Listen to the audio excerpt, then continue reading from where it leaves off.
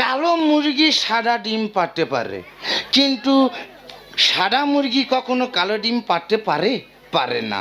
ঠিক তেমন বাঙালিরা বাংলাকে ইংরাজি বলতে পারে, কিন্তু ইংরেজরা মঠকে কখনো বাংলা ভাষা বলতে পারে না। দেখছো এ মহাবেদ্যে যাতে মাতাল হলে কি হবে? তাহলে ঠিক আছে।